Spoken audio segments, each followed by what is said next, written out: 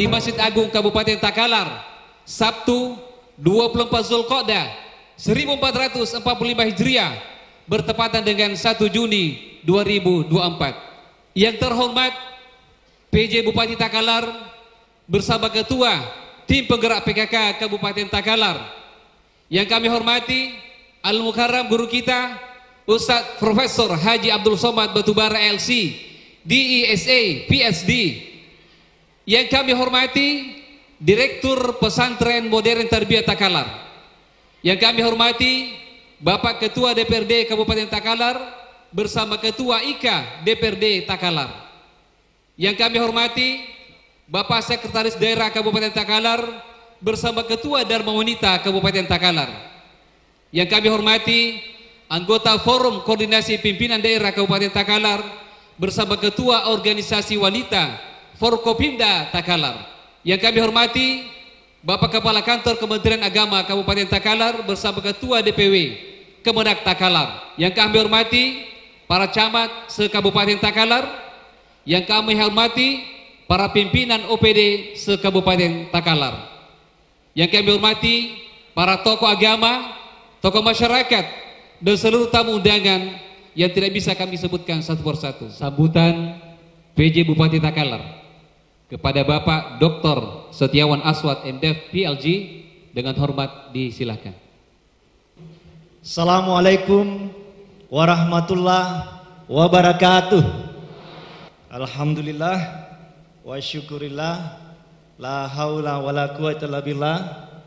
Asyhadu an la ilaha illallah wahdahu la syarikalah wa asyhadu anna Muhammadan abduhu wa rasuluh.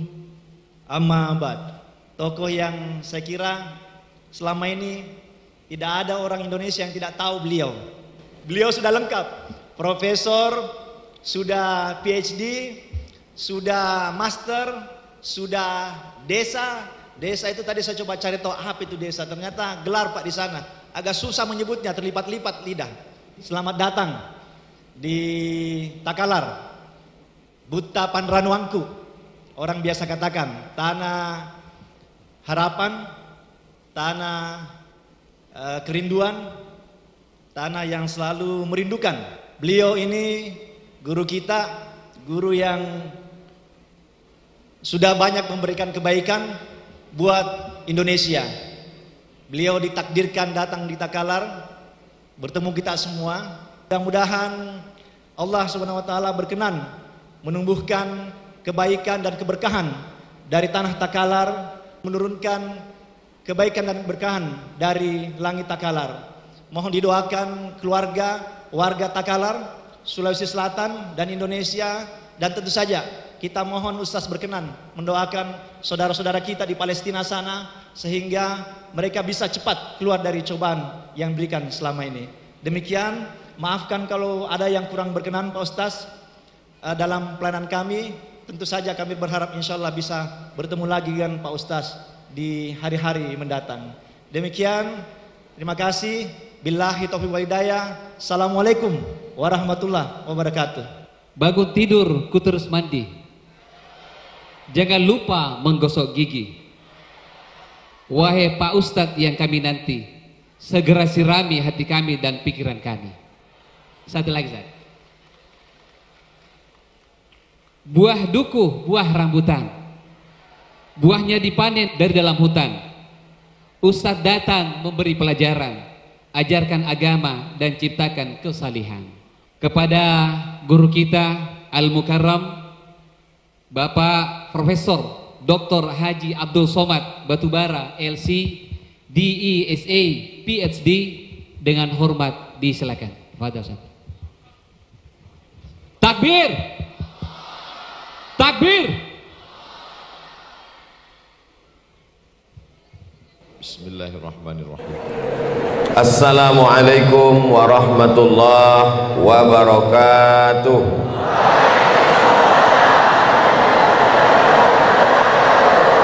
Agak kareba. Apa kabar Bapak Ibu semuanya, sehat? Alhamdulillahi Rabbil Alamin. Allahumma salli ala Sayyidina Muhammad wa ala ali Sayyidina Muhammad. Mudah-mudahan kita diakui sebagai umat Nabi Muhammad sallallahu alaihi wasallam. Mudah-mudahan kita semuanya mendapatkan syafaat nanti ketika kita menghadap Allah Subhanahu wa taala. Amin ya rabbal alamin. Orang Takalar santun-santun. Itu pantun. Orang Takalar santun-santun dan cinta pada negara. Saya tidak lagi berpantun karena sudah dipakai pembawa acara. Itu hanya sekedar melanjutkan tradisi berbalas pantun. Katanya kalau ada orang berpantun kita mesti balas. Jadi pantun Al-Mukarram Ustadz sekedar dibalas oleh Ustaz Abdul Somad, mudah-mudahan tepat dan mengena di hati insyaallah. Amin ya rabbal alamin. Yang sama-sama kita hormati Bapak PJ Bupati Kabupaten Takalar, Bapak Dr. Setiawan Aswad. Setia artinya tidak bisa berpindah ke lain hati. Wan artinya satu, artinya satu-satunya wanita, yaitu Ibu Ketua Penggerak PKK yang sama kita hormati. Mudah-mudahan kita diberikan pemimpin yang adil dan amanah insyaallah. Hadir bersama kita Bapak Sekda. Bapak Sekda merupakan orang yang berbahagia karena beliau akan melaksanakan ibadah haji. Mudah-mudahan kita juga bisa menyusul beliau, mendapatkan haji yang mabrur, diberikan istiqomah iman dan Islam.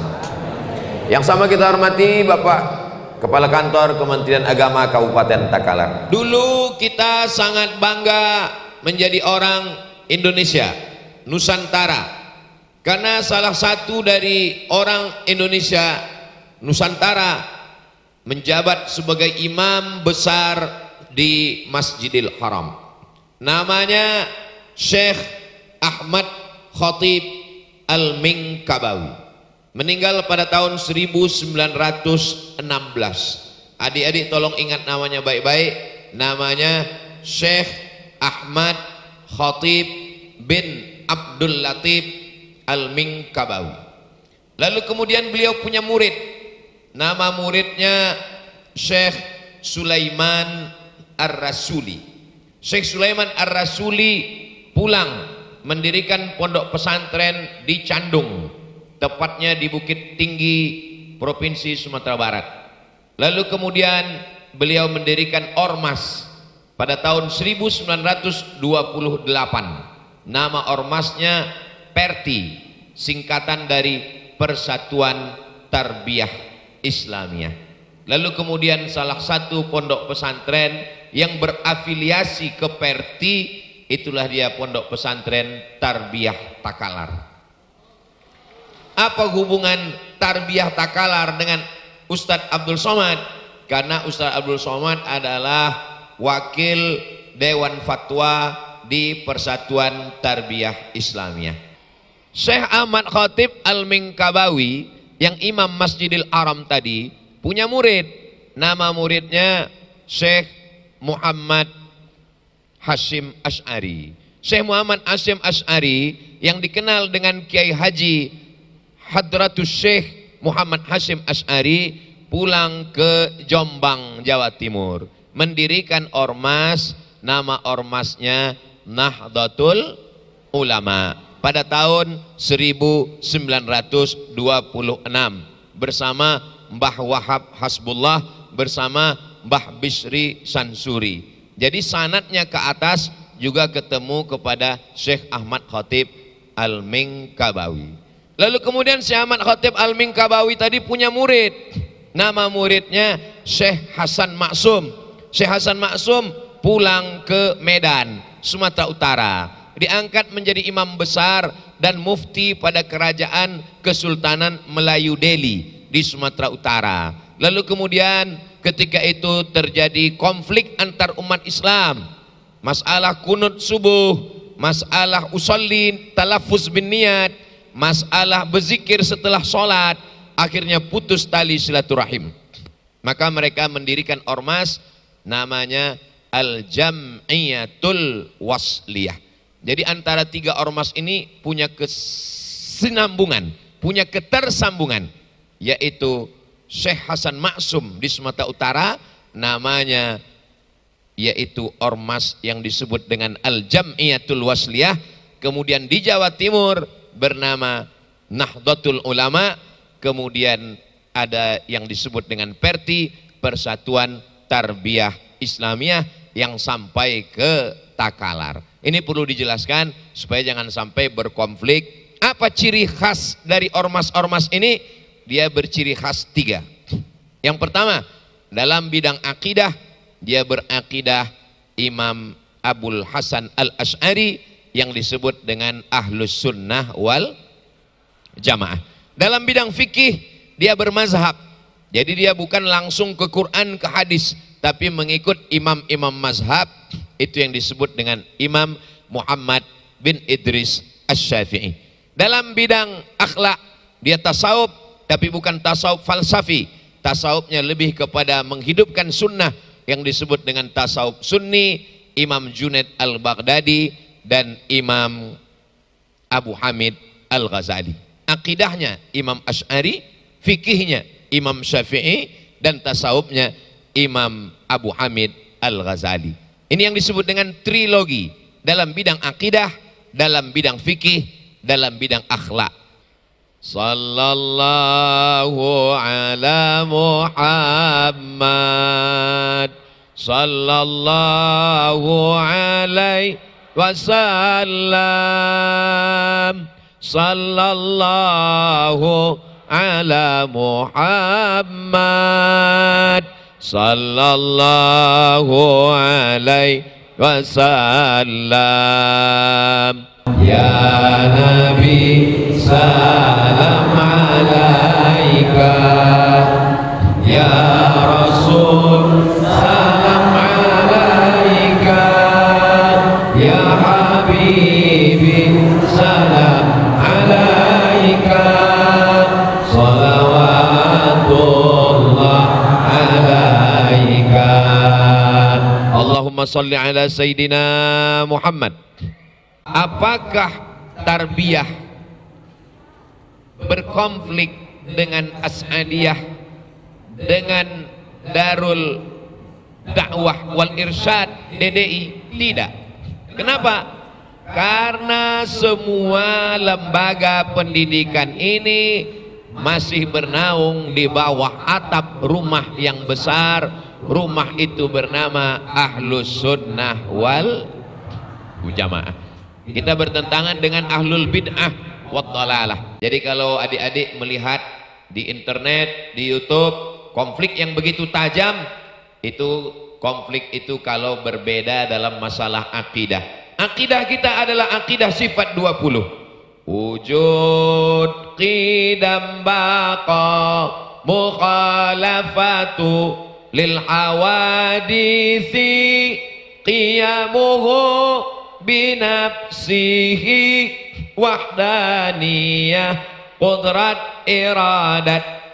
Silakan ke pondok-pondok pesantren Nahdlatul Ulama, ke pondok-pondok pesantren tarbiyah, ke pondok pesantren tarbiyah Islamiyah, ke pondok pesantren yang diasuh oleh Dewan Darud Dakwah wal Irsyad, ke pondok pesantren yang di bawah As'adiyah, itu semuanya sama. Anak-anak tetap dalam akidah wujud qidam baqa mukhalafatul lil awadisi qiyamu binafsihi wahdaniyah qudrat iradat ilmun hayat sama basor kalam, yang disebut dengan akidah sifat 20. Lalu dikritik orang sekarang, kenapa sifat cuman 20? Sifat Allah itu kan banyak, kenapa sifat cuman 20? Kalau ada orang yang mengkritik sifat 20, jangan dijawab, suruh dia sebutkan, coba sebutkan sifat 20. Kalau dia bilang saya nggak hafal 20 aja kau nggak hafal, apalagi 30. Sifat 20 bukan batasan, laisa ala sabilit tahdid. Sifat 20 adalah sifat yang disusun ulama untuk melakukan fit and proper test. Ini kan bulan Agustus calon-calon bupati, gubernur, wali kota akan mendaftar ke KPU, Komisi Pemilihan Umum. Maka ada namanya syarat-syarat. Syarat menjadi bupati Takalar harus apa ya? Warga negara Indonesia. Pokoknya nanti lihat syaratnya di KPU. Jadi kalau tidak dibuat syarat-syarat ini, nanti orang Belanda datang mau jadi bupati Takalar, cerdas, S3, profesor, doktor, berilmu, on time, tepat waktu, tapi dia tidak bisa jadi bupati Takalar. Kenapa? Tidak lulus fit and proper test. Untuk apa sifat 20 itu dibuat? Sifat 20 dibuat untuk melakukan fit and proper test. Loh, sifat 20 itu fit and proper test siapa? Untuk menyeleksi Tuhan. Untuk menyeleksi Tuhan. Karena sekarang jumlah Tuhan di dunia ini setelah diadakan survei ada 4 Pak Ustadz, 4.000 Tuhan. Sekarang ada yang mau mendaftar jadi Tuhan di dunia ini sebanyak 4.000 yang mau ikut tes seleksi mau jadi Tuhan. Bagaimana cara menyaring Tuhan yang 4.000 ini? Mudah cara menyaringnya. Cara menyaringnya tinggal seleksi dengan sifat 20. Kalau lulus seleksi sifat 20, lulus jadi Tuhan. Sekarang kita tes satu-satu. Nabi Isa. Nabi Isa kalau ikut tes seleksi Tuhan, lulus atau tidak lulus? Tidak lulus. Tidak lulusnya di mana?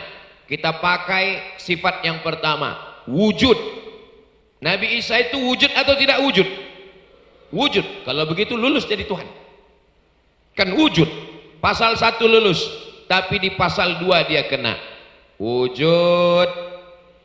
Qidam. Qidam artinya apa? Qidam artinya tidak berawal. Sekarang saya tanya, Nabi Isa itu ada tidak awalnya? Ada. Awalnya dari mana? Dari rahim Maryam. Maka yang berawal bukan Tuhan. Sifat yang ketiga, wujud, qidam, baqo. Baqo artinya tidak berakhir. Sekarang saya tanya, Nabi Isa itu berakhir atau tidak berakhir? Berakhir. Kullu nafsin za'iqatul maut. Maka Nabi Isa tidak lulus pasal 2 dan pasal 3 untuk menjadi Tuhan. Jelas? Apanya yang jelas? Bahwa sifat 20 adalah sifat yang disusun ulama untuk menyeleksi 4.000 Tuhan. Ini ceramah Ustaz Abdul Somad ini kok begini ceramahnya? Loh, saya bicara di dalam masjid, di depan santri, santri tarbiyah, dan saya sebagai wakil komisi fatwa berbicara di depan santri saya. Boleh apa tak boleh? Boleh. Kalau ada orang yang tersinggung, ya sarah sendiri. Kenapa tonton channel Ustaz Abdul Somad? Saya bicara tentang Islam. Al-Quran mengatakan Qul huwallahu ahad, Esa tunggal, tidak berbilang. Allahus samad, meminta hanya kepada Allah. Lam yalid walam yulad. Kalau ayat itu menyinggung orang lain, dianggap mengintervensi agama orang lain, berarti nanti sholat subuh, sebelum sholat subuh ada namanya sholat qabliyah subuh. Qabliyah subuh itu rakaat pertamanya qul ya ayyuhal kafirun, rakaat keduanya qul huwallahu ahad. Berarti nanti orang kalau takut baca lam yalid walam yulad, gimana waktu dia sholat? Allahu akbar, al-ikhlas, Allahu akbar. Jangan takut menjelaskan tentang agama kita, karena kita tidak mengganggu keyakinan orang. Ustaz Abdul Somad hanya menjelaskan isi Al-Quran. Adapun urusan agama orang, wala ana abidum ma'abattum wala antum abiduna ma'abud lakum dinukum. Adik-adik saya yang ada di pesantren modern tarbiyah, mereka belajar sifat 20, sudah punya pisau. Nanti kalau mereka nonton di internet banyak agama macam-macam aliran, insya Allah anak bapak ibu sudah tersaring, sudah tereliminasi aliran-aliran agama-agama. Mereka akan tetap dalam la ilaha illallah Muhammadur Rasulullah dengan sifat 20. Mana tahu nanti ada bapak ibu yang bingung, apa itu Pak Ustadz?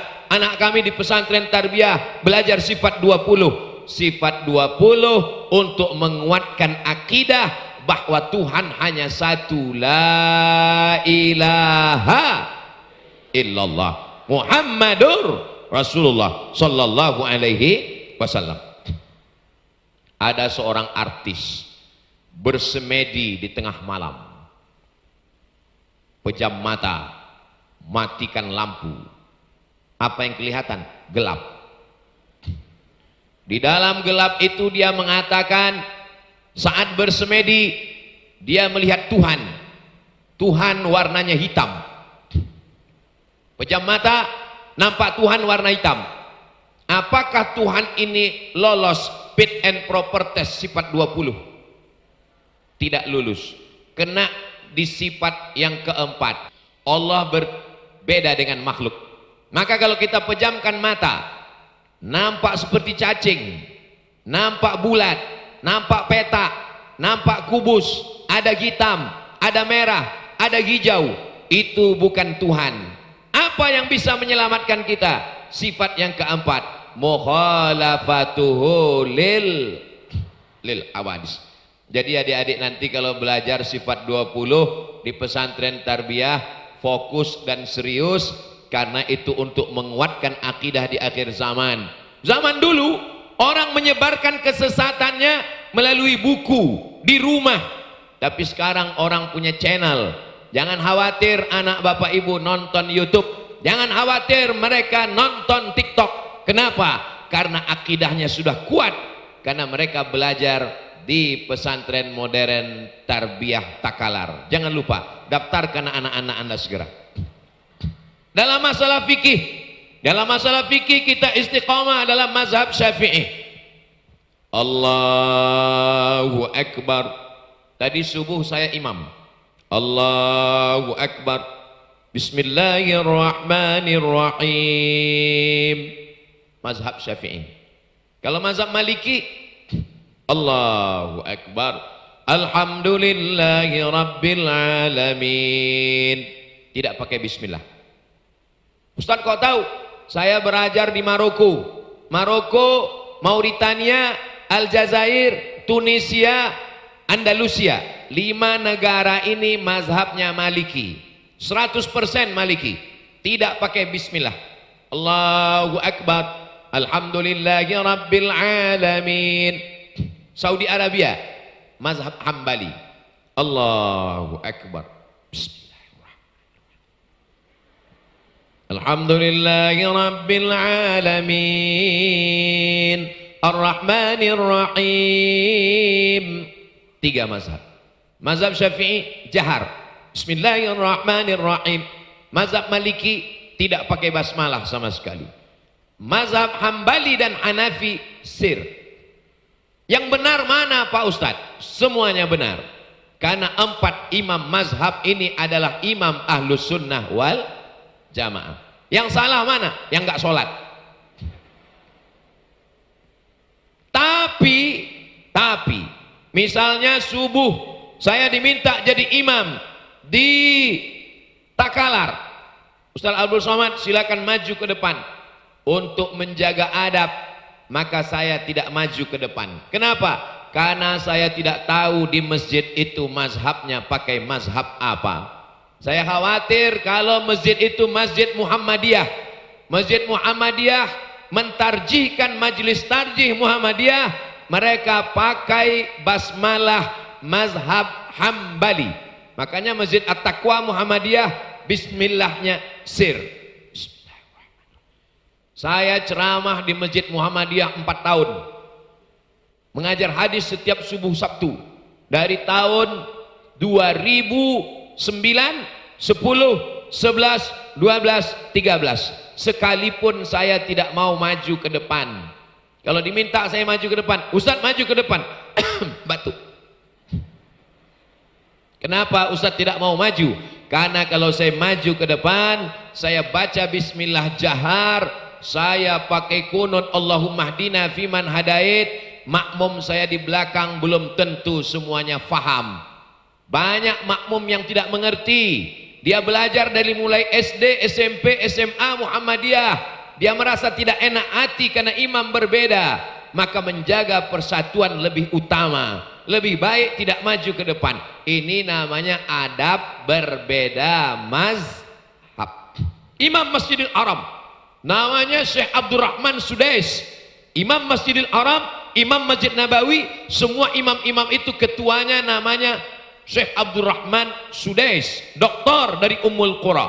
Datang ke Jakarta, diminta jadi imam di Istiqlal. Beliau maju jadi imam di Istiqlal. Semua makmum penasaran, kira-kira jahar atau sir ya? Videonya masih ada, cari di internet. Syekh Abdurrahman Sudais, imam di Istiqlal. Cari, nanti, jangan sekarang. Syekh Abdurrahman Sudais maju jadi imam di Istiqlal. Allahu Akbar. Bismillahirrahmanirrahim. Heran semua jamaah. Kenapa dia waktu di Makkah bismillahnya sir? Kenapa di Istiqlal bismillahnya jahar? Yang bisa menjawab adalah santri pesantren modern tarbiyah. Kalau nggak percaya, tanya mereka. Kenapa ketika di Makkah dia baca bismillah sir? Karena Saudi Arabia sejak 1924 mazhabnya adalah mazhab Hambali. Kenapa ketika di Istiqlal dia bismillah jahar? Karena dia tahu orang Indonesia bermazhab Syafi'i, maka dia jaharkan baca bismillah. Itu namanya adab berbeda mazhab. Jangan kelahi sikut-sikutan, karena ulama dulu tidak pernah kelahi. NU tidak kelahi dengan Muhammadiyah, tidak kelahi dengan Tarbiyah, tidak kelahi dengan Al-Jamiyatul Wasliyah. Semuanya dalam bingkai la ilaha illallah Muhammadur Rasulullah sallallahu alaihi wasallam. Ini yang pertama. Baru pertama Pak Ustaz? Ya. Yang kedua yang mau saya jelaskan adalah, karena ini yang di dalam, ini di dalam ini.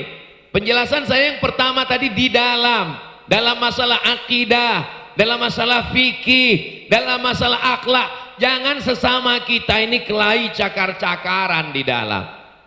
Kelahi antara yang pakai cadar dengan yang pakai jilbab panjang.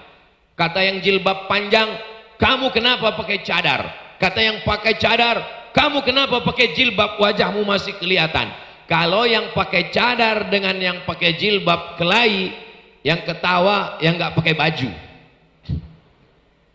Selama dia menutup aurat, kami di Al-Azhar diajarkan pakai cadar itu dianjurkan.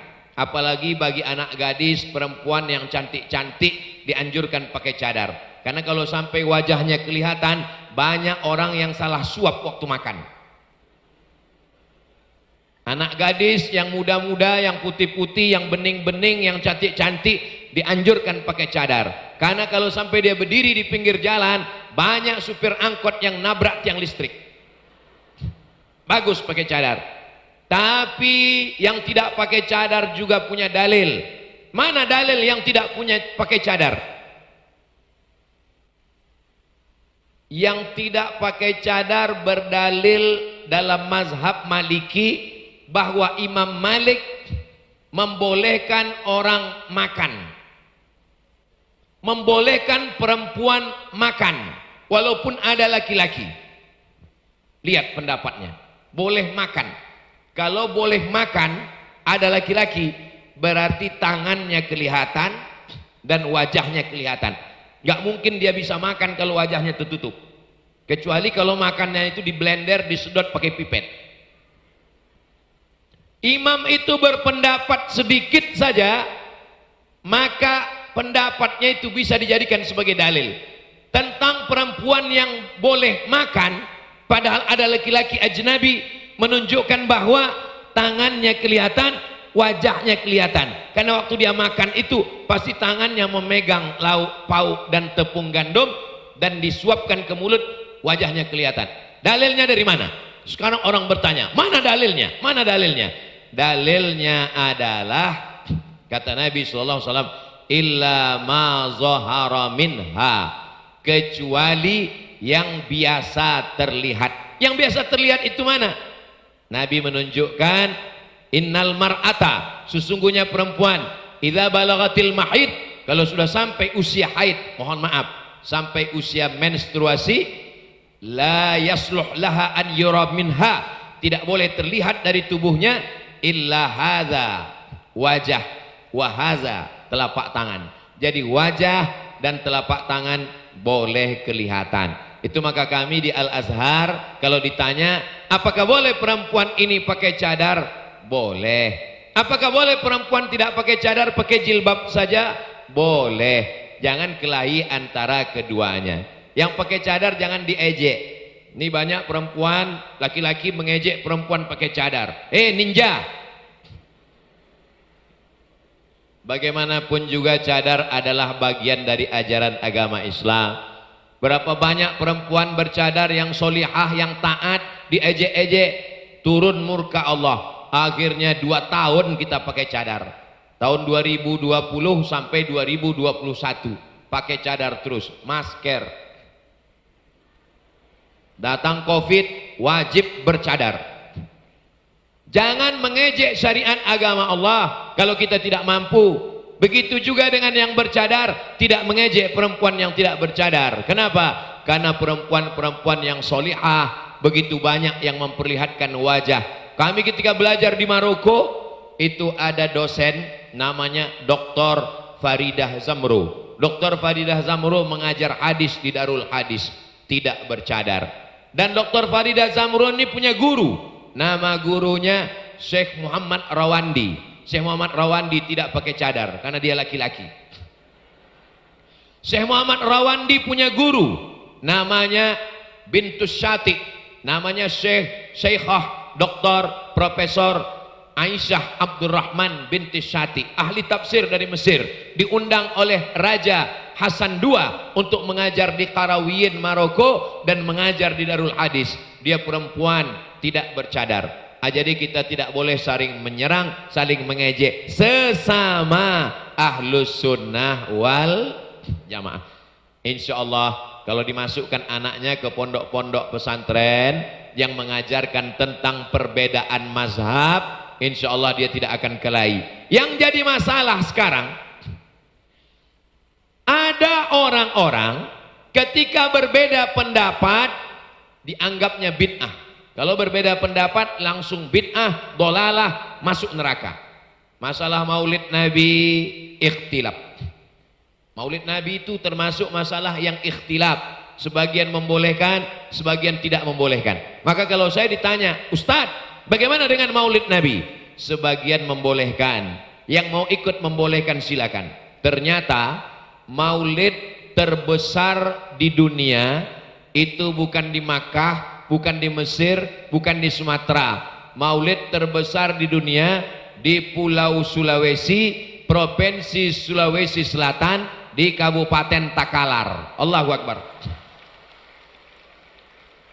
Jadi kalau ada orang mengatakan maulid itu bid'ah, bid'ah dolalah, dolalah masuk neraka, berarti yang paling banyak masuk neraka orang Kabupaten Takalar.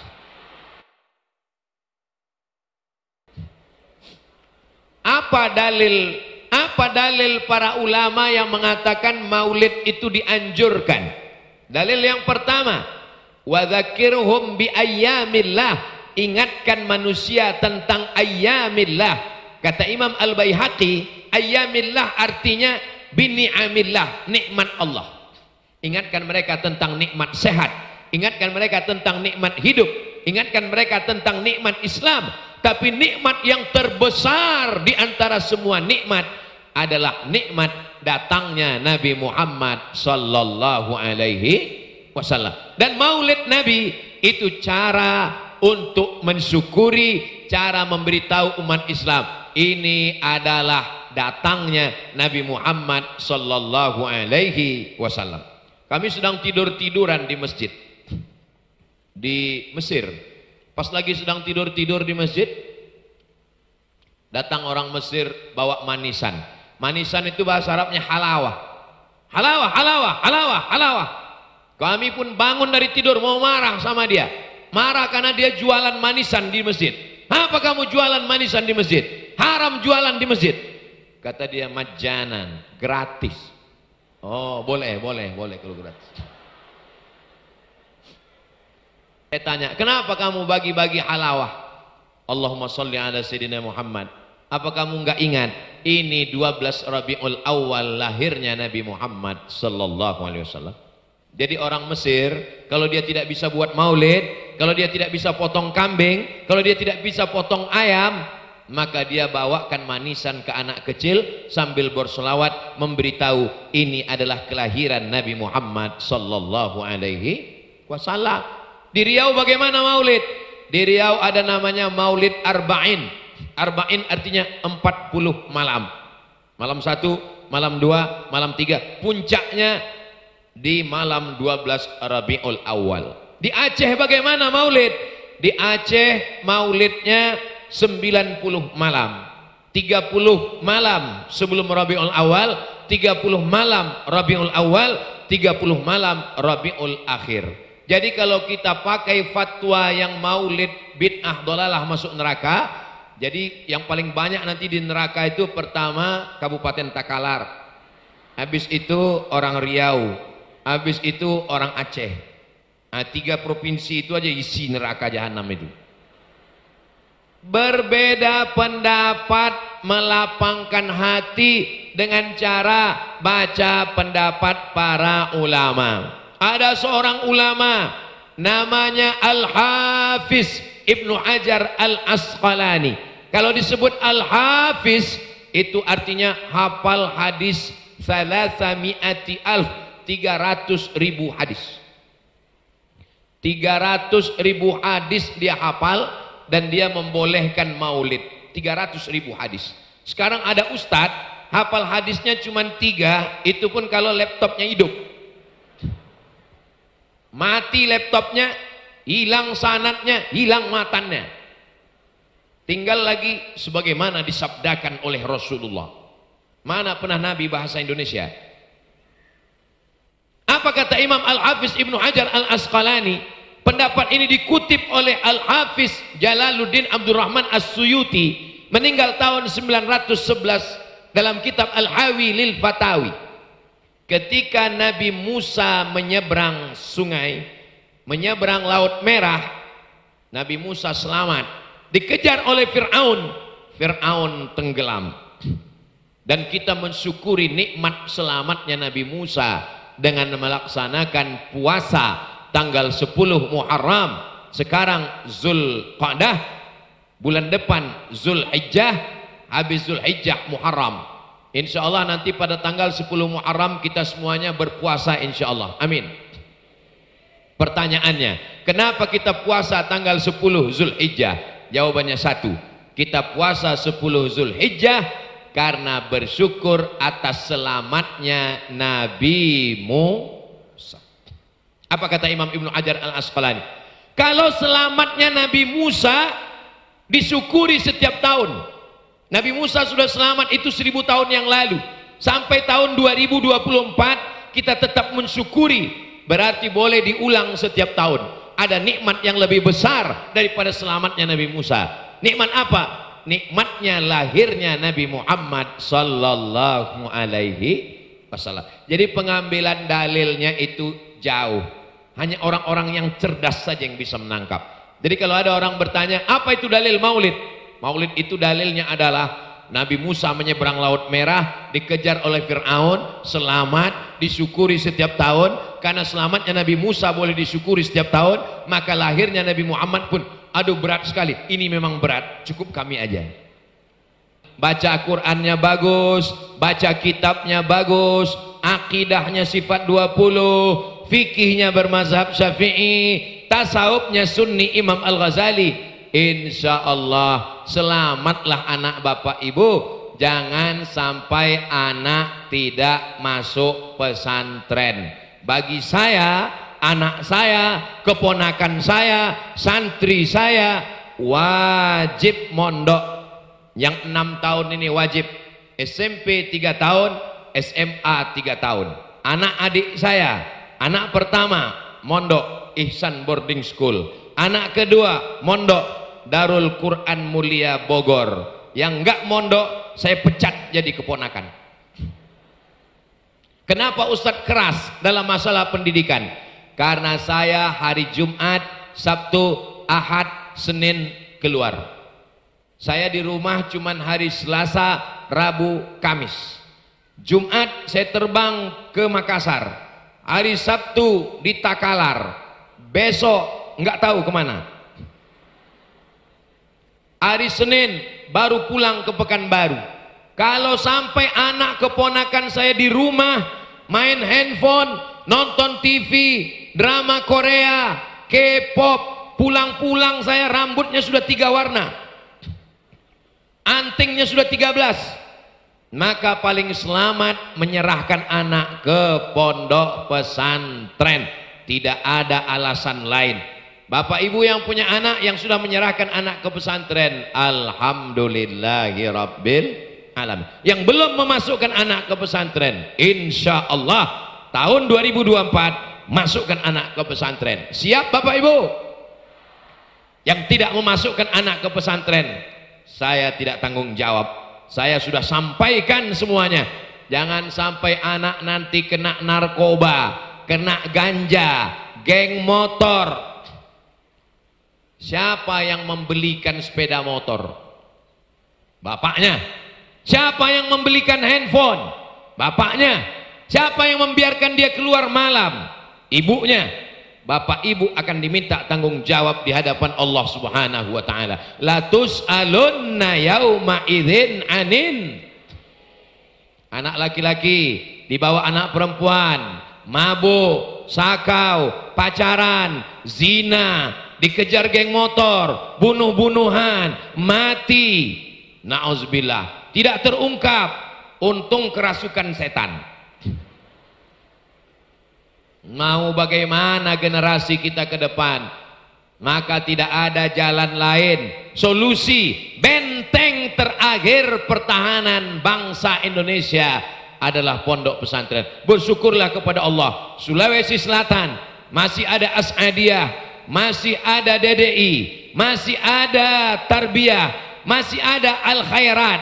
Ini semua berkat jasa para ulama-ulama kita. Mereka mengalir pahalanya insya Allah. Saya berharap setelah tablik akbar, jangan tablik akbar hanya sekedar tablik akbar. Kemarin Ustaz Abdul Somad di Takalar, betul. Ustaz Abdul Somad ingat nggak dengan Takalar? Saya pasti ingat dengan Takalar. Kabupaten lain mungkin saya lupa, tapi Takalar ini tetap ingat. Kenapa? Karena setiap lewat di Takalar pasti beli jagung. Tadi saya tanya Ustaz Asbi, Ustaz Asbi, ya, ini tempat kita selalu beli jagung itu kan? Iya betul. Jagung Takalar ini beda dengan jagung yang lain guys. Kenapa? Karena rasanya manis. Saya sudah lama penasaran, kenapa jagung Takalar ini manis? Ngobrol tadi dengan Pak Bupati dan Pak Sekda, mereka buka jurusnya, ternyata merebusnya dengan tebu. Bayangkan, sudah setua ini, sudah seumur 27 tahun ini, baru ini tahu cara ngerebus jagung. Bayangkan, ini saya kasih tahu bagi bapak ibu dimanapun berada, kalau mau ngerebus jagung, mulai besok, rebus pakai tebu. Saudaraku yang dimuliakan Allah Subhanahu wa ta'ala. Apa kata Pak Bupati? Apa kata Pak Sekda? Ustaz Somad, jangan heran-heran kalau melihat orang Takalar ini manis-manis, karena jagungnya manis. Kalau menanam pohon manggis, jangan ditanam di tepi pagar. Kalau kamu mau manis, makanlah jagung Takalar. Saudara yang dimuliakan Allah Subhanahu wa taala, ini masalah manis ini bukan masalah gula. Masalah manis ini bukan masalah jagung. Masalah manis ini adalah masalah rasa. Dan rasa itu belum bisa diungkapkan dengan kata. Andai ada orang berusaha untuk merangkai kata mewakili rasa, pasti katanya berdusta. Jadi saudaraku yang ada di Riau, kalau kalian mau merasakan manisnya jagung Takalar, datang kemari, nikmati sendiri. Karena tak bisa diungkapkan dengan kata-kata. Andai kau ungkapkan dengan kata-kata, rasamu belum tentu rasaku. Kalau tanahnya sudah subur, kalau makanannya sudah enak, jangan lagi dirusak dengan perbuatan maksiat. Ustadz Abdul Somad, ulama yang datang membawa dakwah Islam kemari banyak. Di antara ulama yang datang itu dari kampung halaman Ustadz Somad, dari Pulau Sumatera, Datuk Mahkota. Begitu cerita Pak Sekda. Kalau mau lengkapnya, datang ke beliau. Tapi jangan tanya sekarang, beliau lagi sibuk persiapan berangkat haji. Nanti pas pulang haji, sekaligus minta minum air zam-zam. Apa maknanya? Bahwa saya merasa jauh terbang. Dari Pulau Sumatera saya berangkat setelah subuh. Terbang menuju Cengkareng, transit Jakarta. Dari Jakarta berangkat, azan maghrib, baru sampai ke airport Sultan Hasanuddin Makassar. Yang ternyata berada di Maros. Berangkat habis subuh, maghrib baru sampai. Saya merasa dakwah ini sudah jauh. Tapi begitu mendengar ucapan Pak Sekda, Ustadz Abdul Somad, Datuk Mahkota datang kemari. Sebelum ada pesawat, ternyata yang kau lakukan ini belum ada apa-apanya Abdul Somad. Kita mesti belajar kepada ulama zaman silam, zaman dulu. Hari ini Abdul Somad naik pesawat. Hari ini Abdul Somad dijemput dengan mobil. Gimana mobilnya cepat? Disediakan poreder di depan. Zaman saya kecil dulu, kalau ada wiu-wiu itu orang mati. Ambulan. Sekarang kalau ada wiu-wiu, rupanya Ustadz Abdul Somad di belakang. Begitulah dimudahkannya dakwah. Mudah-mudahan yang mentaja, yang mensponsori, yang mendukung dakwah sehingga terwujudnya tabligh akbar Takalar hari ini, diberikan Allah kebaikan dunia dan akhirat insyaallah. Dari bawah masyarakat dididik di pondok pesantren. Masyarakat yang tidak mondok di pesantren dengan acara maulid dihidupkan. Baca Barzanji, baca Simtud Durar, baca Diyaul Lame, baca Ratib Al-Haddad, baca Ratib Al-Attas. Ini yang tidak sekolah. Bagi yang di pondok, masukkan ke pondok pesantren. Tapi kalau pemimpinnya tidak peduli, ini sia-sia belaka. Anak pesantren tidak dihormati, maulid tidak disanjung, tidak dihadiri. Tapi di Kabupaten Takalar, maulid tetap hidup, acara pesantren, musabaqah tilawatil Quran, juara. Bayangkan, seluruh qori-qori di Sulawesi Selatan dikumpulkan, juara satunya adalah Kabupaten Takalar. Maka kalau ada orang Takalar yang tidak pandai mengaji, silakan pindah ke kabupaten lain. Menjadi orang Takalar ini resikonya besar. Kenapa? Sudah membawa nama besar, juara musabaqah tilawatil Al-Quran. Nanti kalau kumpul di masjid pinggir jalan, misalnya kita musafir di pinggir jalan, maghrib, ternyata imamnya sakit di rumah, nggak ada imam. Semua mereka akan nanya, kamu dari mana? Dari Takalar, silakan maju ke depan. Hati-hati orang Takalar. Karena kalian membawa nama besar, juara musabaqah tilawatil Quran. Saya pernah juga hadir di satu daerah, qorinya Masya Allah. A'udzubillahi minasyaitonir rajim. Semua jamaah Allah, saya pun mengatakan qori kita, anak-anak kita. Selesai tausiah dikasih tahu sama panitia, mohon maaf Pak Ustadz, itu qorinya pemain naturalisasi, rupanya diundang dari luar kota. Tapi qori kita tadi itu jangan-jangan dari luar kabupaten, asli putra Takalar, betul. Ada juara musabaqah tilawatil Quran tingkat kabupaten, juara tingkat provinsi, juara tingkat nasional, juara. Karena juara nasional akhirnya dibawa musabaqah di Maroko. Otomatis karena mau keluar negeri ngurus paspor, ketika sampai di imigrasi ditolak sama imigrasi. Kenapa? KTP-nya 5. Setiap ada musabaqah dia ikut ganti KTP. Setiap ada musabaqah ganti KTP. Kejahatan atas nama Tuhan, kejahatan atas nama Al-Quran itu tidak terjadi di Takalar. Kenapa? Karena yang juara-juara tadi asli dari Takalar. Ini Ustadz Somani jangan-jangan nyindir deh ini. Enggak, saya tidak nyindir. Saya karena yakin maka saya ngomong begitu.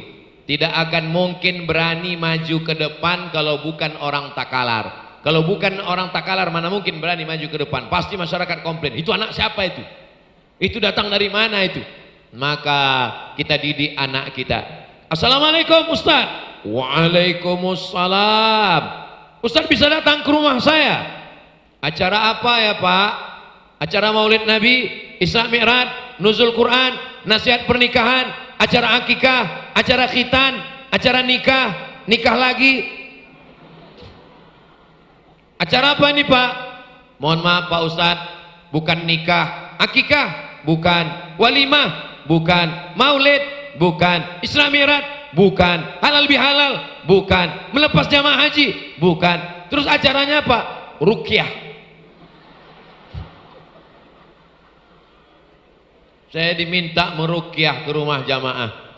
Yang mau diruqyah siapa Pak? Anak saya. Laki-laki apa perempuan? Saya paling takut meruqyah perempuan. Soalnya kalau dia sehat nanti minta nikah sama saya. Laki-laki apa perempuan? Laki-laki Pak Ustadz. Alhamdulillah. Penyakitnya gimana Pak? Anak saya ini dari pagi sampai sore sampai malam enggak mandi, enggak sholat, enggak ngaji, enggak makan, enggak tidur. Terus gimana? Nembak musuh yang enggak mati-mati.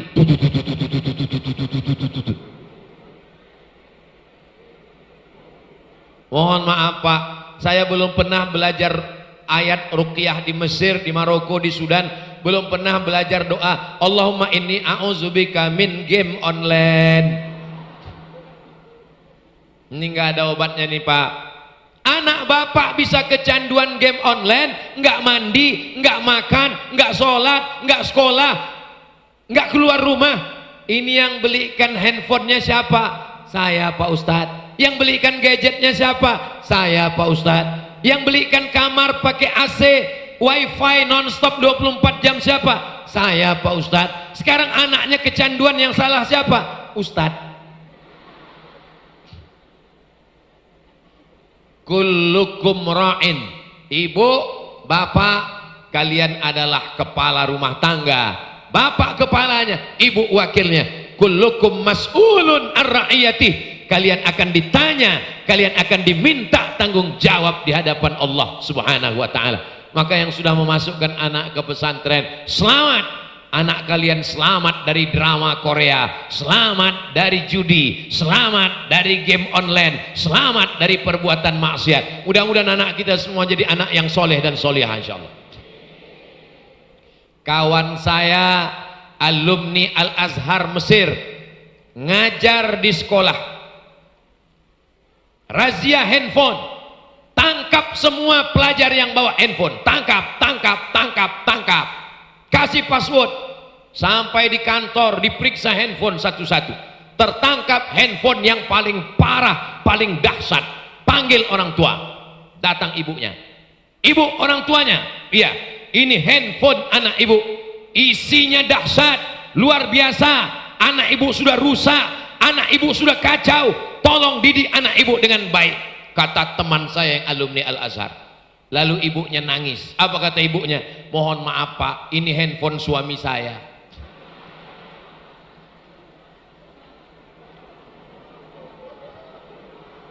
Ternyata handphone tidak hanya merusak anaknya, tapi juga merusak. Saya nggak ada ngomong. Ya Allah, selamatkan bapak-bapak kami dari handphone di Takalar nih, ya Allah. Alhamdulillah Ustadz Somad, suami saya itu Pak Ustadz, handphonenya bagus semua. Kenapa gitu Bu? Karena passwordnya atas nama saya. Saya walaupun tidak ngelihat jam, saya tahu saya sudah berdiri 1 jam. Terasa dari kesemutannya. Salah sendiri. Ustadz Somad kenapa berdiri? Kan disediakan kursi, duduk. Disediakan kursi, disediakan meja. Inilah enaknya jadi Ustadz. Betapa sulitnya orang mencari kursi. Kita disediakan kursi.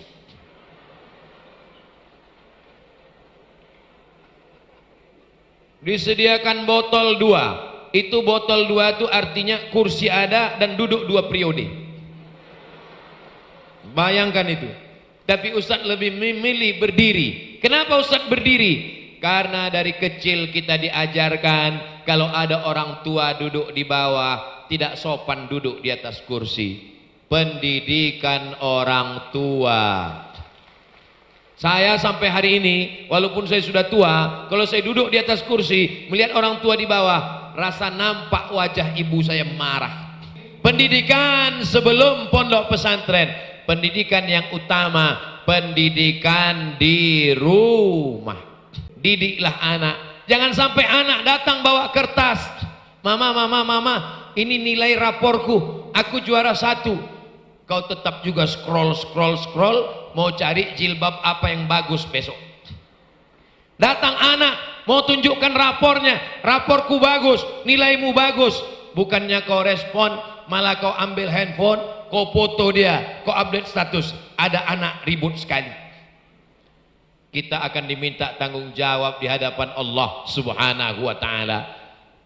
Teh manisnya sama, airnya sama, kompornya sama, gulanya sama, merek tehnya sama, tapi rasanya berbeda. Kenapa berbeda?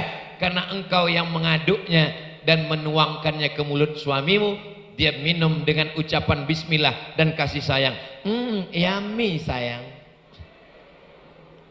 Jangan sampai karena pembantu, asisten rumah tangga yang membuatkan, yang memasakkan, yang menyuapkan. Saudaraku yang dimuliakan Allah Subhanahu wa ta'ala, mudah-mudahan ibu bapak semua keluarganya sakinah mawaddah warahmah. Allah menjaga Takalar dengan pemimpin yang adil dan amanah. Masjid sepenuh ini, sebesar ini, 2 lantai, penuh semua. Insya Allah subuh besok pun begini juga insya Allah. Ya Allah, berikan kami rezeki supaya kami bisa juga berhaji, berumrah seperti Pak Sekda ya Allah. Labbaik Allahumma labbaik, labbaik la syarika laka labbaik, innal hamda wan ni'mata lak wal mulka la syarika lak. Mudah-mudahan Pak Sekda nanti di tempat-tempat makbul, di Hajar Aswad, di Hijir Ismail, di Maqam Ibrahim, di Rukun Yamani, di Bukit Sofa, di Bukit Marwah, di Arafah, di Musdalifah, di Mina, di Aqabah, di Wusta, di Ula. Saat mereka pejamkan mata, yang dia lihat adalah wajah Ustadz Abdul Somad. Pak Sekda, tolong doakan siapapun yang engkau pejamkan mata, nampak kepala dinas, kepala badan, kepala kantor, yang ada kepala maupun tak berkepala, doakan kami di tempat yang baik itu Pak Sekda. Yang kutitipkan cuma 1, doakan supaya Ustadz Abdul Somad mati husnul khotimah. Jangan kuat-kuat, sakit juga hati.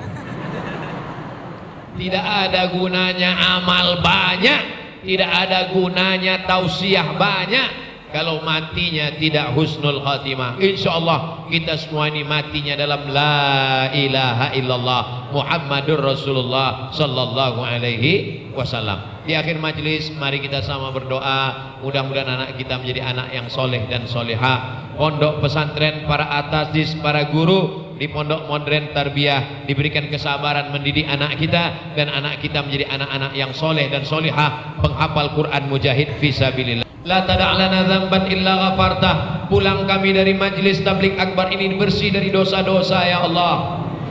Wala dainan illa qadaitah. Tolong kami lepas dari hutang piutang riba ya Allah. Wala maridan illa syafaitah. Ada saudara kami yang sakit, angkat penyakitnya, sehatkan ya Allah.